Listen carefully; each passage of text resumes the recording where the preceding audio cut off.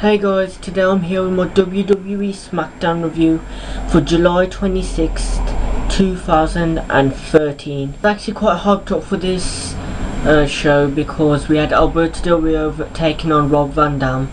So yeah, we'd see something go on there, but otherwise, rest of the card, it wasn't really that good, but let's get straight to the card. First up, it was Mr. Money in the Bank, Damien Sandow, the uncrowned champion, taking on Mr. Money in the Bank, Randy Orton. So both Money in the Bank holders were facing each other in a match.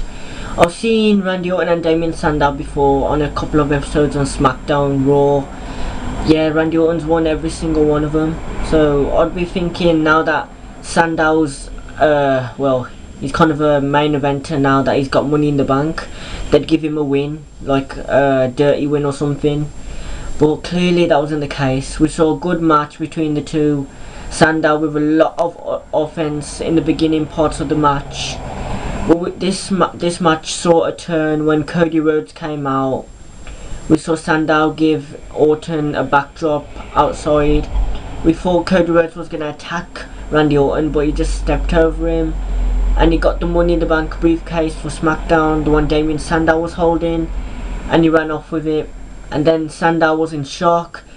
He turned around just to be hit by the RKO. You know, this referring to Randy Orton's snake-like, slithery kind of way of, you know, just randomly doing the RKO. RKO Sandow for the 1, 2, 3. Randy Orton, Mr. Money in the Bank, wins the match. I don't like now that Damien Sandow's Money in the Bank, Mr. Money in the Bank, he should be getting some wins. In the past few weeks, he's had one win, and that's over a jobber, Justin Gabriel on Superstars. It wasn't even on Raw SmackDown. He's lost to Christian, he's lost to Randy Orton. What's next? I mean, this guy should be getting some wins, not jobbing. He ain't gonna be like Dolph Ziggler last year.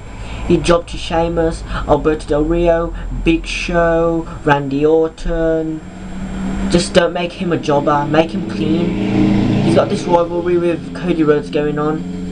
Make something happen with it, SummerSlam or something, and make Damien Sandow win to solidify his status as a main eventer. Okay, let's move on to the next match. Next, we have a CM Punk segment. They show the video package of Brock Lesnar coming out and taking out Punk, laying him out on the announce table. We have CM Punk come out saying how it's going to be the best versus the beast at SummerSlam, and how Paul Heyman was his mentor, his teacher, not only his best friend. And he's going to take everything from Paul Heyman at SummerSlam. He's going to target Brock Lesnar's weakness, that's trusting Paul Heyman. He's going to target Paul Heyman's weakness, his ego. He's going to take everything from Paul Heyman come SummerSlam. But before he could say anything else, Fandango's music hits. He interrupts CM Punk. CM Punk obviously not in the mood. He takes out Fandango, gives him loads of kicks, then lays him out with the GTS. So Fandango, I don't know what trying to impact he's trying to provide, but coming out during CM Punk's segment when he's fired or pissed off, it's not the right way to create an impact. So yeah, you just got your ass handed to you. I'm thinking there was supposed to be a match between the two, but that kind of didn't happen, did it? So yeah, CM Punk takes out Fandango. We're gonna have the best versus the beast at SummerSlam. Brock Lesnar versus CM Punk. We'll see how that story unfolds on Raw, SmackDown, main event, whatever. Let's move on. Next, there's a 6-man tag match. The Usos and Mark Henry taking on Wade Barrett and the Primetime Players, Titus O'Neil and Darren Young. This match is so boring because it has the Usos in it. It doesn't get anywhere till Mark Henry's tagged in. Mark Henry gets tagged in. He takes out Titus O'Neil, gives him loads of shoulder bards, a suplex. Then he tries to pin him. I think Wade Barrett breaks up the pinfall. Jey Uso super kicks him. Mark Henry pushes Darren Young into another super kick. Mark Henry gives Titus O'Neil the World's Strongest Slam, pins him for the 1, 2, 3. Then we find out that Mark Henry and the Usos will take on the Shield on Raw coming up Monday night. I thought they'd make this into a SummerSlam match, but clearly that's not the case because WWE, you know, they don't want feuds to go on for a long time. So they decide to bury him straight away. because we obviously know that Mark Henry and the Usos are going to lose to the Shield, and then they might have a rematch at SummerSlam. Who knows? I hope they do, because I really want a SummerSlam match between them.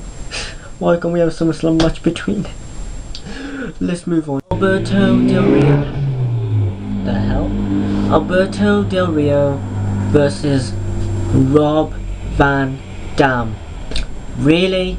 That was such a short match. It went on for 5 minutes, and you got the world champion and you got a Hall of Famer, well, a future Hall of Famer, and all you can provide is a 5-minute match.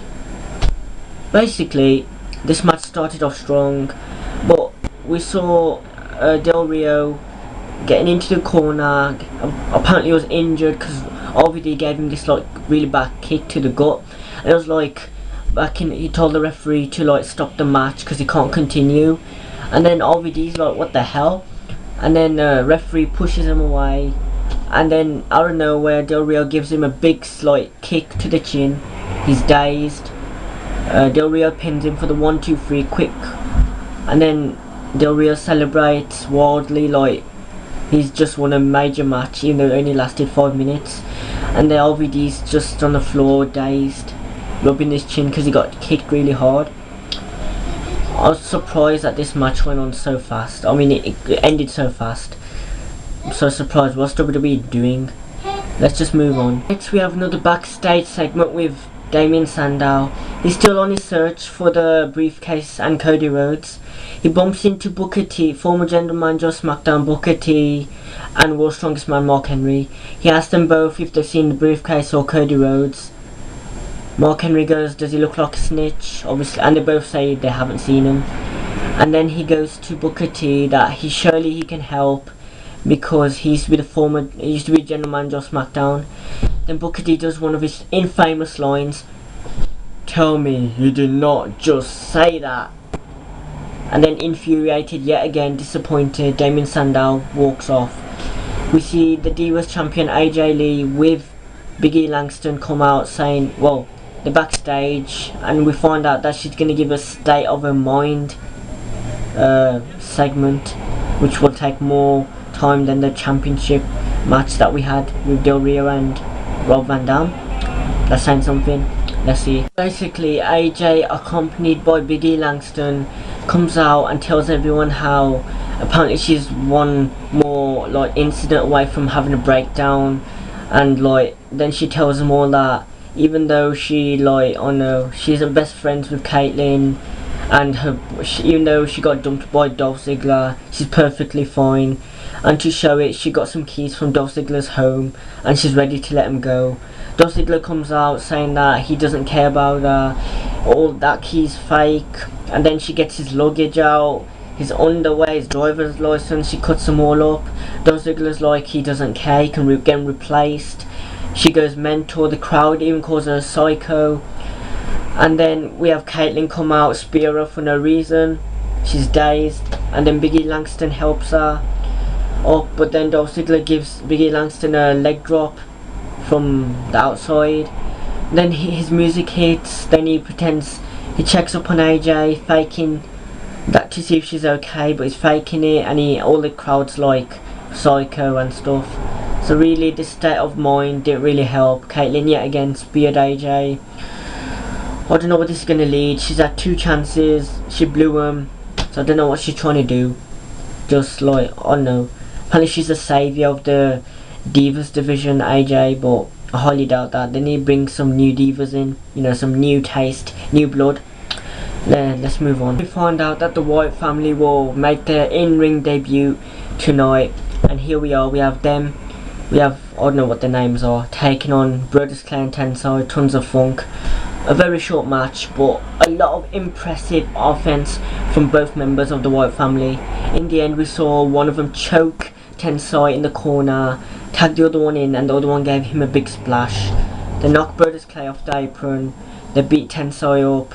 Then Husky Harris, Bray Wyatt, comes out, he does his kiss to the forehead, and he gives him that weird finisher. Then he gets a mic, and he's like, Kane's looking for him, and he says that if Kane wants him, he's here with his friends.